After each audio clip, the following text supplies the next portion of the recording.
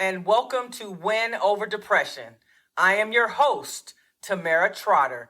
This podcast is dedicated to those of us who suffer with the mental illness, but who are trying every single day to understand our disease and to live the best life possible. This podcast is also dedicated to those individuals who are trying to understand this disease so that they can be more supportive to those friends or family who suffer with a mental health condition. Today, we'll be talking about commitment, and I would like for you to take notes if you're able to.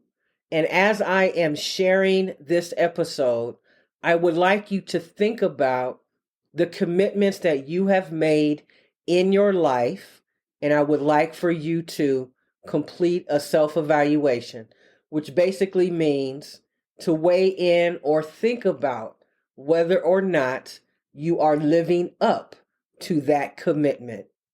So let's first define what is a commitment. A commitment is the state or quality of being dedicated to a cause or an activity. It is a pledge or undertaking, an engagement or obligation that restricts freedom of action. There are many commitments that we have in life. We make commitments to our children, to our spouses. We make a commitment to our job upon being hired. We make a commitment to ourselves to fulfill whatever it is that we want to accomplish in life. And so because we are a commitment-driven society, I want you to think about how important it is to be committed to dealing with and handling in an appropriate manner your mental health. It is essential and critical that we take the time to think about whether or not we are doing the work that is necessary in order to overcome many of the symptoms and circumstances that have caused us to suffer from a mental health condition. And I want to talk about suffering from a mental health condition for just a moment. It is true that having a mental health disorder does involve suffering, but the extent to which we suffer is largely up to us, the individual. And so, what is your commitment to handling your mental illness, managing your situation on a daily basis? Are you 50% in and committed? Are you someone who needs to recommit because you know that you just have not been putting in the work? Can you recognize that you were never fully on board with being committed to what you said you were going to do? How has your commitment changed? And why has it changed? Have people in your life influenced the change? And if so, how can you get back on track? Is your commitment one-sided? Because oftentimes life is about relationships. And if you are in a one-sided relationship, whether it is with a friend, a spouse, and even a coworker, that will affect your ability to stay committed to that situation, person, or thing. So as we continue, I submit to you that having a commitment is a promise to deliver the outcome someone is expecting. Let me repeat that. A commitment, in my opinion, is a promise to deliver the outcome someone is expecting. Now, let's put that in perspective a little bit. When we're talking about commitment to overcoming our mental illness, we have made the commitment to ourselves. And if we expect an outcome that is going to help us to feel better, to be a better parent, a better friend, a better sister or brother, then we have to self-regulate and determine whether or not an adjustment needs to be made.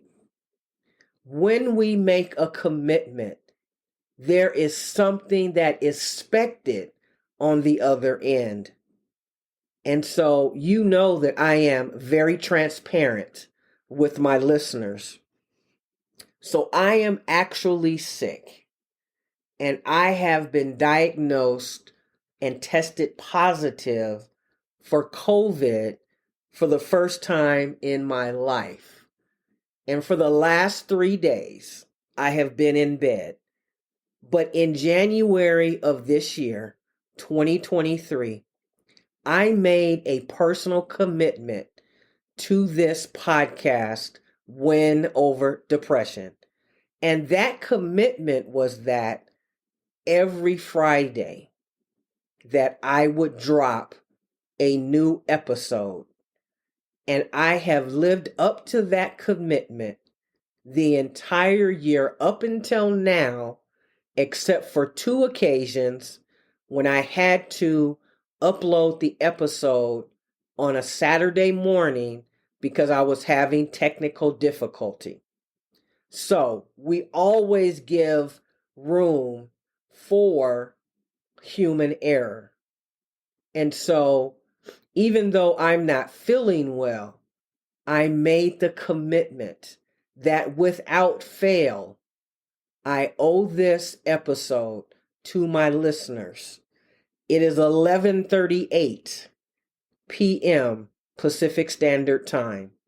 I have 22 minutes to finish this episode, make any edits, complete the show notes, complete the episode information, do the cover art, and launch it on Buzzsprout in the next now 21 minutes.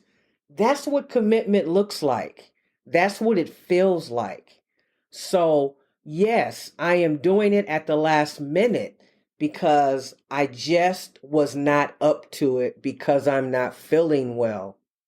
But my friends, oftentimes, most of the time, more than we'd like to admit, when we suffer with the mental illness, we are not always at our best, but there are still people counting on us and expecting us to deliver on a promise that we've made with an expected outcome.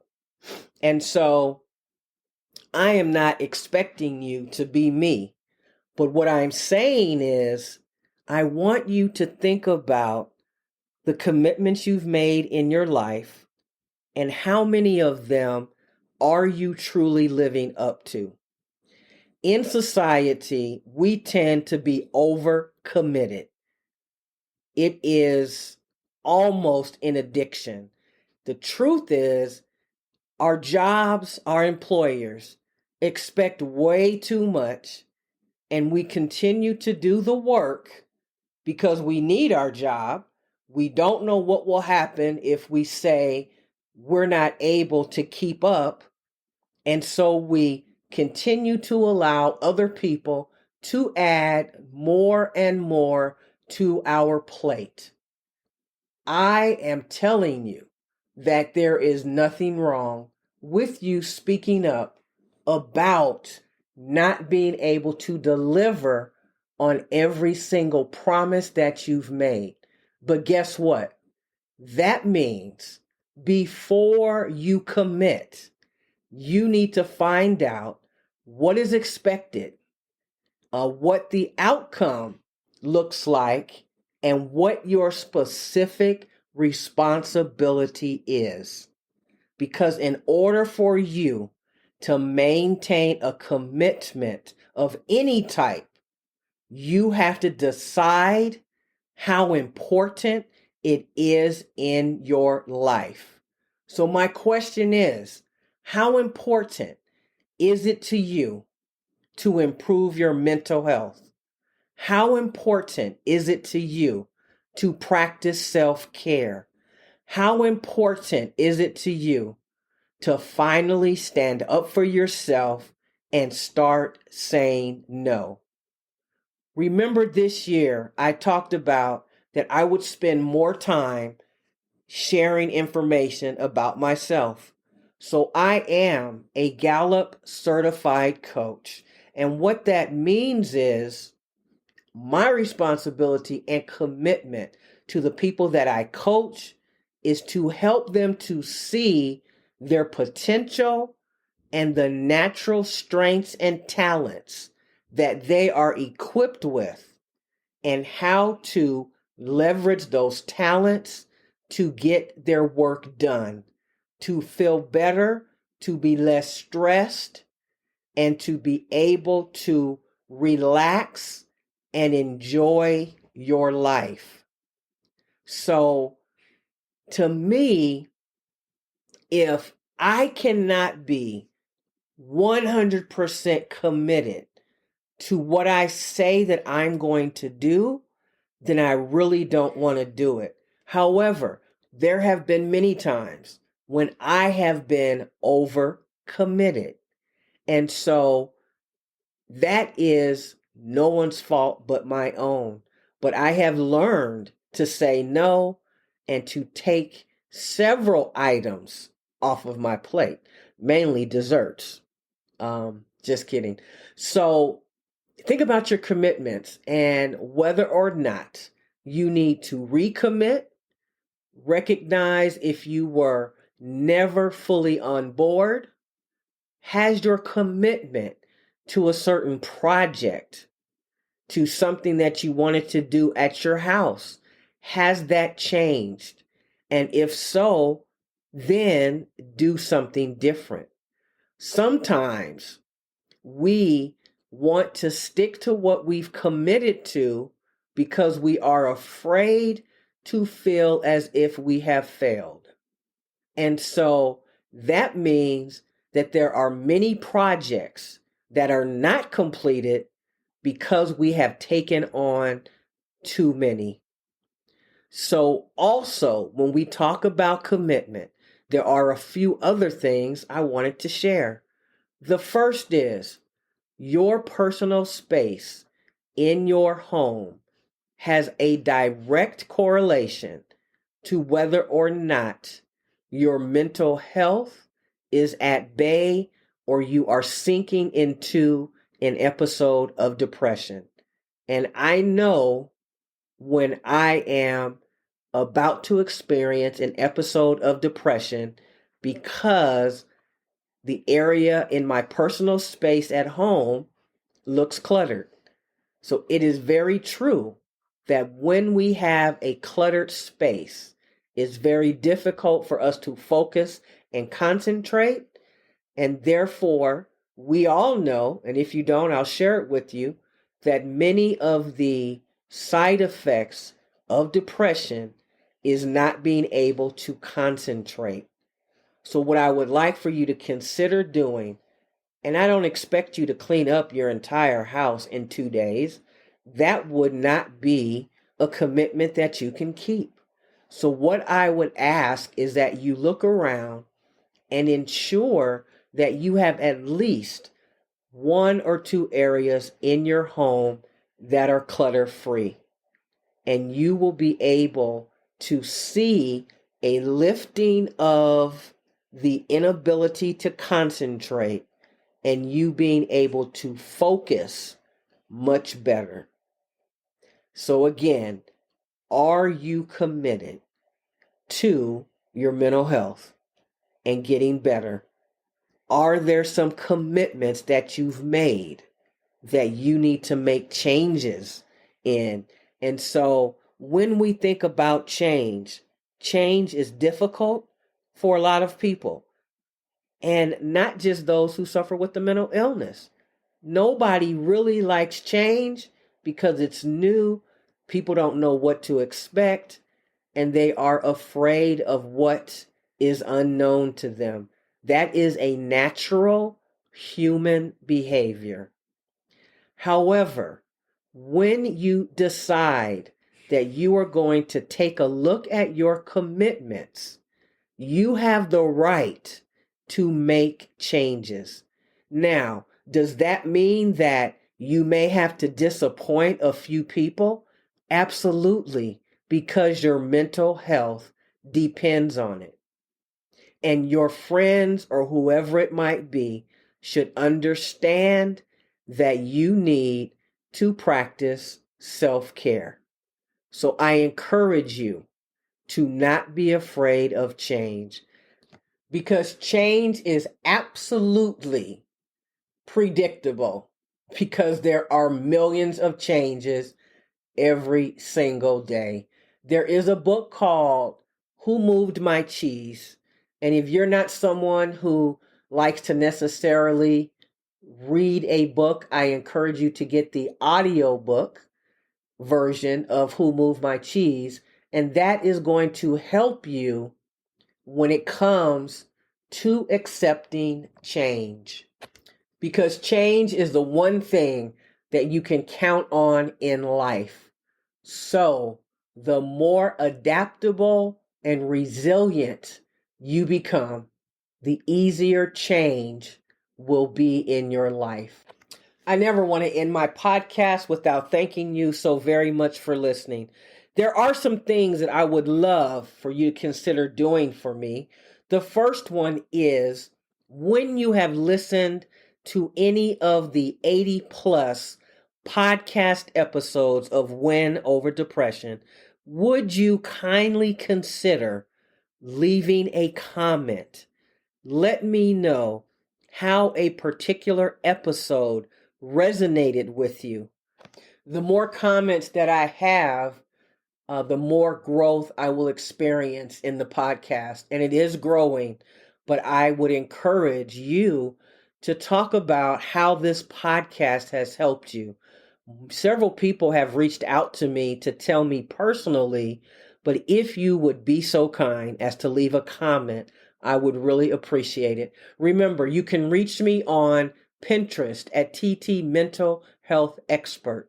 You can also find me on Instagram, Twitter, and Tumblr at Tamera Trotter. That's Tamera, last name Trotter. You can join my Facebook group, also called Win Over Depression. Win Over Depression now has a journal that goes along with the podcast episodes. Each journal will have 25 episodes, and it will have homework, places for you to write notes, and really be able to keep a record of how well you are doing in combating and reducing your episodes of depression.